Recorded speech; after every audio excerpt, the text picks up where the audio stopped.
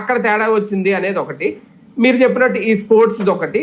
అంటే ఇప్పుడు ఈ వివరణలు అయితే సంతృప్తి చెందేట్టుగా అభ్యర్థుల్ని సంతృప్తి చెందేట్టుగానే ఉన్నాయా?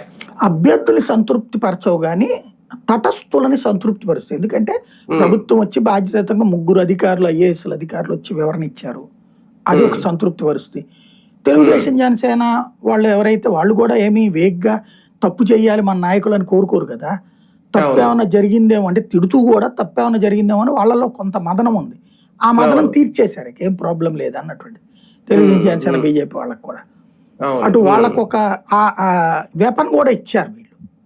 ఇప్పుడు వాళ్ళు ట్రోల్ చేస్తున్నారు కదా వీళ్ళని, ఆ ఛాయిస్ ఇచ్చినట్టయింది అప్పుడు.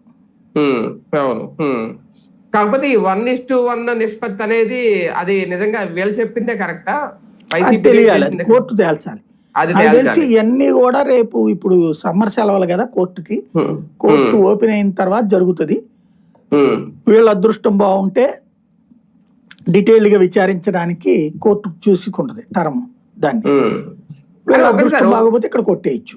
దీని మీద డిఎస్సి మీద ఒక రకంగా ఇంతమంది అధికారులు రావడం, మాట్లాడడం, ప్రతి స్టూడెంట్ పేరు చెప్పి వాళ్ళకి ఎందుకు రాలేదు, వాళ్ళకి ర్యాంక్ ఎంత వచ్చింది, ఎక్కడ పోయింది అనేది క్లారిటీ ఇచ్చారు.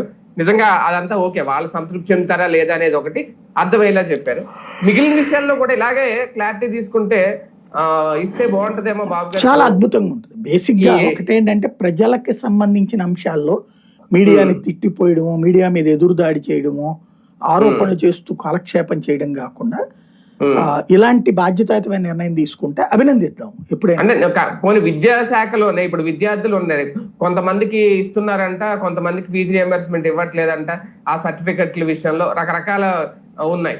లేదు అఫిలియేషన్ ఫీజు కట్టలేదని ఒకసారి చెప్తారు కాలేజీలు, యూనివర్సిటీలు మాకు సంబంధం లేదని అవి చెప్తే అక్కడ కూడా గందరగోళమే. అంటే వాళ్ళని తప్పు పట్టలేము దాంట్లో, ఎందుకంటే రాసేవాళ్ళు